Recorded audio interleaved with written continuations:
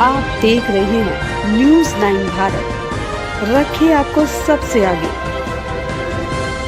नमस्कार, आप देख रहे हैं न्यूज़ 9 भारत, मैं हूं आपके साथ अंजलि। चलिए रुक करते हैं खबरों की ओर। उत्तरी पूर्वी लोकसभा की बुराड़ी विधानसभा में भाजपा सांसद मनोज तिवारी द्वारा जन सुनवाई किया गया। आयोजन जन सुनवाई के दौरान बुराड़ी विधानसभा और आसपास के लोगों ने सांसद मनोज तिवारी के सामने रखी अपनी समस्याएं। कई अलग अलग समस्याओं के समाधान के लिए अधिकारियों और समस्याओं के समाधान के लिए जिले के डीसीपी भी रहे मौजूद। सांसद मनोज तिवारी का कहना, महीने में एक बार इस तरीके की जन सुनवाई का किया जाएगा आयोजन। उत्तरी पूर्वी लोकसभा के बुराड़ी विधानसभा में भाजपा सांसद मनोज तिवारी द्वारा जन सुनवाई केंद्र पर लोगों की समस्याओं को लेकर जन सुनवाई कार्यक्रम आयोजित किया गया। इस कार्यक्रम में इलाके के लोग बड़ी संख्या में अपनी समस्याओं को लेकर पहुंचे और बताया कि दिल्ली सरकार और केंद्र सरकार की राजनीति के चलते इलाके के लोग कितनी समस्याओं का सामना करना पड़ रहा है। इलाके में आपराधिक गतिविधियों का बोलबाला है, लोगों को मूलभूत सुविधाएं नहीं मिल रही हैं। जन सुविधाओं में पहुंचे लोगों ने संस्थाएं सांसद मनोज तिवारी के आगे रखे। कुछ लोग हिमगिरी एनक्लेव से पहुंचे, जिनका कहना है कि 2002 की कॉलोनी जिसे अभी तक अधिग्रहित नहीं किया गया, ये एक बड़ी समस्या है। कई लोग डेयरी संबंधित समस्या लेकर पहुंचे, जिनका कहना है कि वह पिछले कई सालों से रोजगार के लिए दिल्ली चले आ रहे हैं। उनके रोजगार का मात्र एक ही साधन है, जिसको बंद कराने के लिए बार बार कहा जा रहा है। इस तरह की कई समस्याओं के समाधान के लिए जन सुनवाई में लोग पहुंचे, जिन्हें सांसद मनोज तिवारी द्वारा आश्वासन दिया गया। सांसद मनोज तिवारी का कहना है कि एक महीने में एक बार इस तरीके की जन सुनवाई के कार्यक्रम का आयोजन बुराड़ी विधानसभा के सांसद कार्यालय पर किया जाएगा, जिससे ज्यादा से ज्यादा लोगों की समस्याओं का समाधान किया जा सके। जन समस्याओं को रखा गया था, उनकी भी समीक्षा अगली बैठक में की जाएगी। अब देखना होगा कि इस पहल से कितने लोगों की दिक्कतों को दूर किया जाता है और क्या वाकई ये तरीका कारगर साबित होता है या फिर ये भी कोई राजनीतिक कार्यक्रमों की तरह साबित होगा। दिल्ली से न्यूज़ 9 भारत के लिए संजय सिंह की रिपोर्ट। जी, आज का जो कार्यक्रम था, लोग आए आपके पास अपनी समस्याएं रखी। सबसे ज़्यादा इस तरीके की समस्या आपके पास आई और इनका समाधान कब तक होगा और क्या ये चीज़ें आगे जारी रहेंगी? निश्चित रूप से हम बुराड़ी में महीने की एक शनिवार, आखिरी शनिवार, हम यहाँ इस एमपी कार्यालय में अपने अधिकारियों के साथ बैठ रहे हैं। आज यहाँ एमसीडी के डीसी, बिजली विभाग के अधिकारी और स्वयं डीसीपी महोदय, वो अपेक्षित नहीं है हमारे लिए कि डीसीपी ही रहे यहाँ, और भी अधिकारी रह सकते हैं, मगर फिर भी स्वयं डीसीपी महोदय आए, मैं उनका थैंक्स करता हूँ। और अब हमारी कोशिश होगी कि हर महीने के आखिरी शनिवार को जो भी लोग आते हैं उनकी बातों को सुनना और उनका अलग अलग विभागों से उनका निदान कराना हमारी प्रायोरिटी में है।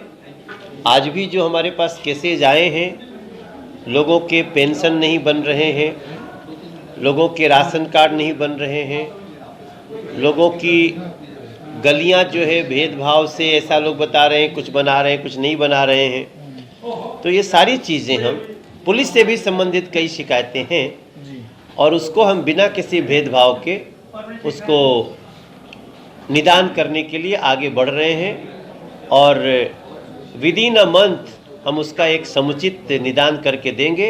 अगर निदान नहीं निकलता है तो उनके कारणों में जाएंगे, उसके परमानेंट निदान के प्रयास करें। सर, कुछ माफिया तंत्र है, रेत खनन का मामला हो, टैंकर का माफिया हो, यहाँ पर चाहे नशे का कारोबार, यमुना को जो साफ करने की बात की जा रही थी और यमुना में जो सीवरेज का पानी लिया जाता है वो सीधे यमुना पे जाता है, वो हमारे पास फुटेज भी है, कुछ लोग समस्या भी लेकर के आए थे। यमुना कैसे साफ होगी सर? देखिए, उनका इलाज चल रहा है एम्स हॉस्पिटल के अंदर, ट्रांसप्लांट होना है। उनके ट्रांसप्लांट के इंचार्ज ब्रिजेश जी हैं, उन्होंने कई बार घुमाने के बाद, कई बार डॉक्यूमेंट्स मांगने के बाद सब कुछ डॉक्यूमेंट्स क्लियर हो गया। उसके बाद उन्होंने कहा कि डिजीज डोनर के लिए ट्रांसप्लांट का जो समय है 5 साल के बाद है। मैंने उनसे बहुत रिक्वेस्ट किया कि 5 साल में पेशेंट बहुत ज़्यादा परेशान है, ब्लड नहीं बन रहा है, डायलिसिस पर है, सप्ताह में 2 बार डायलिसिस हो रहा है, खर्च भी इतना ज़्यादा है कि मैं खर्च भी नहीं उठा पाऊँगा, तो कृपया करके उसका डेट जो है थोड़ा करीब में कर दिया है। उन्होंने कहा कि 5 साल से पहले किसी हालत में इनका ट्रांसप्लांट नहीं हो सकता है। तो हम परेशान हैं, तिवारी जी के पास, सांसद महोदय के पास आए हैं। 5 साल के बाद जब आपने बताई है अंदर, तो क्या बोला उन्होंने कहा कि ट्रांसप्लांट के जो इंचार्ज हैं ब्रिजेश जी, उनका नंबर है। सांसद जी ने कहा कि अभी फ़ोन करते हैं, फ़ोन करने पे वो फ़ोन काट देते हैं। मैंने कई बार कोशिश किया गया, फिर भी सांसद महोदय ने वेट करने के लिए बोला है। समय तो बहुत लंबा है, बहुत लंबा होता है, उसमें कुछ भी हो सकता है। नरेंद्र सिंह पंवार, पूर्व सैनिक, भारत पाक युद्ध 1971। समस्या हमारी है, मैं हिमगिरी इनकलब बी ब्लॉक यश विद्या पब्लिक स्कूल के साथ प्रधान हूँ और अभी देख रेख मैं ही कर रहा हूँ। वहाँ पर समस्या ये है, हमने काफ़ी चिट्ठी लिखी, 20-22 साल हो गए, 2003 से मैं प्रधान हूँ वहाँ पे, और कोई इतनी चिट्ठी दी। मैं जेपी अग्रवाल को, शीला दीक्षित को चिट्ठी दिया है। हमारा ऊपर का सर्वे नहीं हुआ, ऊपर जो सर्वे है उसको कॉलोनी से बाहर है, और वो चिट्ठी देते देते हम थक गए। 20-22 साल हो गए आज, काफ़ी चिट्ठी देने के बाद। और वहाँ पर गंदे नाले और पन्नी भरी पड़ी है कॉलोनी में, हर कॉलोनी में समस्या ये है। नाले के अंदर जो नालियाँ हैं उसमें पन्नी भरी पड़ी है, नाले जाम है। जो बड़े नाले हैं उनमें गोबर आ रहा है, डेयरी का गोबर आ रहा है, कि कोई सफाई नहीं हो रही है, वहाँ पर समस्या। दूसरा, बुजुर्ग आदमी की रेगुलर नहीं है आपकी कॉलोनी, कब से, कितनी पुरानी है? हमारी कॉलोनी 2002 से कॉलोनी है, बहुत पुरानी है। और उसके बाद 70 कॉलोनी नई बस गई है। वहाँ पर 2 नक्शे बना दिए। वहाँ पर जो है पहले विधायक साहब थे कांग्रेस के, वे उन्होंने 2 नक्शे बना दिए, एक 151 बुराड़ी हिमगिरी इनकलब और एक 245 हिमगिरी बी ब्लॉक। वो बी ब्लॉक में कोई कार्य नहीं है। मुख्य मुद्दा ये है कि काफ़ी पुरानी कॉलोनी, लेकिन उसको रेगुलर नहीं किया। हाँ, रेगुलर नहीं किया, अधिकृत कॉलोनी से बाहर बताते हैं जो भी समस्या है। और रजिस्ट्री हमारे यहाँ कम से कम 3000 परिवार है। सांसद जी से मिलने आए? हाँ, संसद से मिलने आए। इन्होंने आश्वासन दिया कि आप 1 हफ्ते के बाद आना। समस्या ये सीवर वाली जो समस्या है वो हम इनको चिट्ठी लिखेंगे आम आदमी पार्टी को, और आप 1 हफ्ते बाद आना और समस्या का समाधान करेंगे। और सीवर की भी प्रॉब्लम है, सीवर की प्रॉब्लम है। मेरी कॉलोनी के अंदर सीवर की इतनी प्रॉब्लम है कि सर, हम कादी बिहार सी ब्लॉक से आए हैं। हमारा पाल समाज है, करीबन 2.5 से लेकर 3-3.5 हज़ार तक का परिवार है हमारा।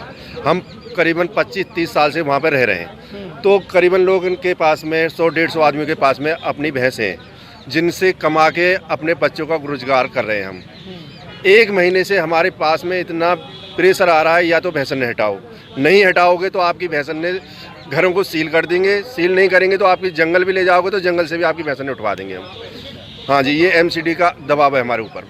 अभी मीटर काटने का भी आदेश है महोदय से, क्या हम इनके साथ में गए हुए हैं जी। इन्होंने हमें अनुशासन दिया है कि हम इस पर कार्रवाई करेंगे और आपको कोई दिक्कत नहीं आएगी। अच्छा, हाँ जी, मतलब वहाँ पे आप काम करते रहिए, बोला गया है? हाँ, बोला गया जी, हम इस पे कार्रवाई करेंगे और आपकी समस्या का हल निकालेंगे जी। आप लोगों के पास गुजर बसर का खाली यही जरिया है, खाली यही जरिया है, दूसरा कोई जरिया ही नहीं है जी।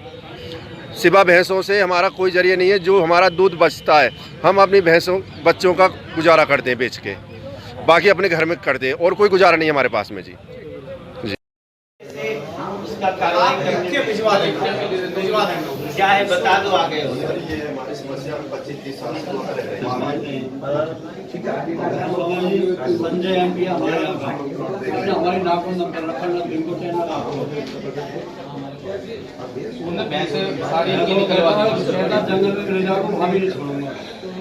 अभी रोजगार इनका वहीं से है।